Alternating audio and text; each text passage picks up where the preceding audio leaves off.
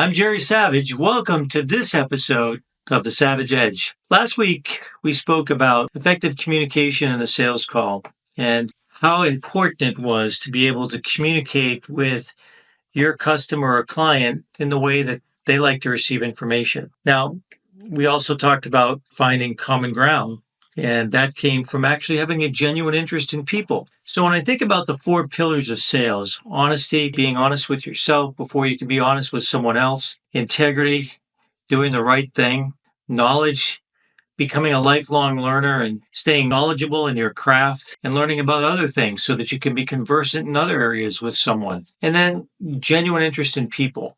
You've got to have a genuine interest in people. It's the pathway not only to a successful career, but a fulfilling life. If you're genuinely interested in people, you can learn so much. And in sales, when I look at those 4 principles and those 4 pillars in sales, it's not about tactics. It's not about a sales technique. I hear so much about sales techniques these days. And, I've been to a lot of sales courses in my career and looked at a lot of different sales processes.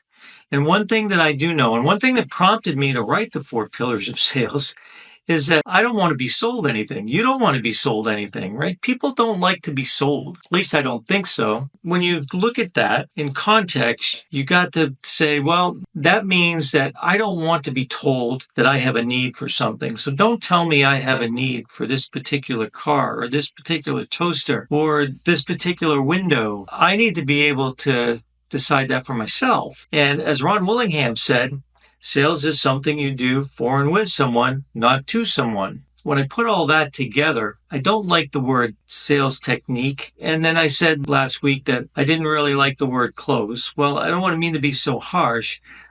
I simply meant that when I'm closing a deal, I'm opening a new relationship. So I don't like to put it in the context of closing the deal. In the process, there's the trial close, there's the objection, there's the close. So I don't like to use all those things.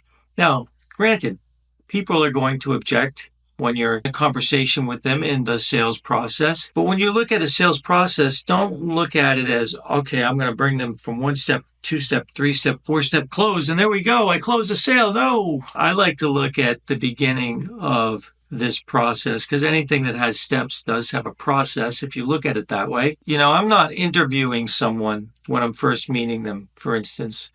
I'm having a discussion. It's a simple discussion. So if we're having a discussion back and forth because I'm genuinely interested in getting to know them, then I'll uncover needs, and they may uncover a need that they never knew they had. By having that discussion and then therefore transitioning into the features or benefits of a product or a service that I'm selling, that my company has for sale, then it's less to that person like I'm marching them through a process. If I've already decided for that person that I want to sell windows or I want to sell a particular car or this particular car, now I've got it in my mind that now I've got to convince that person that they've got a need. But that's not how it should work. And that's why the percentage of gaining new business, closing sales, will go down. However, if you get to know that person through a discussion, not an interview, and during that discussion, you start to uncover things that will solve a particular issue or a need for that person, then you can transition. I like to call them transition zones. You transition into further discussion of the features or benefits of the service or product that you have. And during that, you're presenting only those features and benefits that serve the need of that particular issue or that particular problem for that client. And so if you're doing that, you're not just randomly going in, interviewing someone and say, okay, now I know what they need. And then you pull out of your bag whatever you need to do, a feature benefit, feature benefit, feature benefit, and you feature benefit somebody to death. And then at the end of that, you wonder why there's an objection that you can't overcome. You can't overcome it because you never really uncovered the need. You decided what the need was, and then you decided, okay, I'm going to sell them this, and I'm going to give them the feature benefits so that they understand what the benefits are because they really need it. And I know, because I know my product. Well, you may be knowledgeable about your product, But if you don't have a genuine interest in serving your customer, you'll never get to a favorable result. Now, you may get to a sale, but you'll never build a relationship. So relationships are built on honesty, integrity, knowledge, and genuine interest, and finding common ground. Finding common ground comes in the discussion phase, right? So when we have that discussion and we uncover those certain things, and in the process, we get to know our client better and they feel comfortable with us. But what happens during that whole beginning process?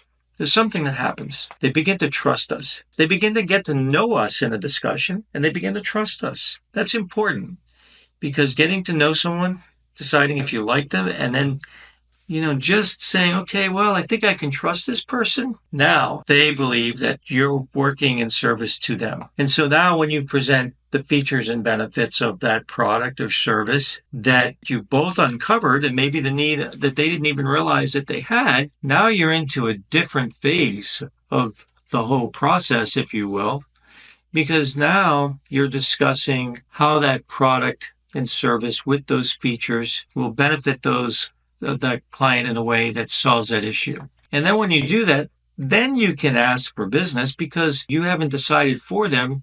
They've decided with you. Remember, sales is something you do for and with someone, not to someone, according to Ron Willingham. And he was absolutely spot on, maybe 50 years ago? Keep that all in mind. A discussion, getting to know someone, transitioning to the features and benefits you both have uncovered that will serve your customer well. And then once you arrive at that particular point, you may still get an objection because you might have missed something.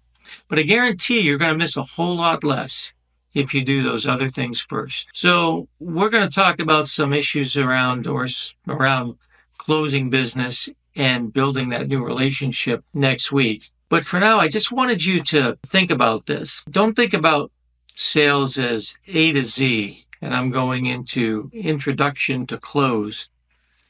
No, thinking about it, when you meet somebody, first time, shake their hand, look them in the eye, understand how they communicate from what we did last week, communicate in a way that they like to receive information during the discussion phase of this whole process, and then presenting the features and benefits in the way that they, again, like to receive the information. If somebody's really analytical, they're going to want to see more detail. If somebody's the dominator or the doer type of person, they want to move quickly. And if they trust you, they're going to count on you or believe that you've told them the right things because they trust you. So they're not going to go back and read every line like the analysts will do. And so you got to remember also, if you have somebody that's a moderator, that's really tough for them to make a decision. They may not be making a decision right away, and that's okay. You've got to even further build that relationship.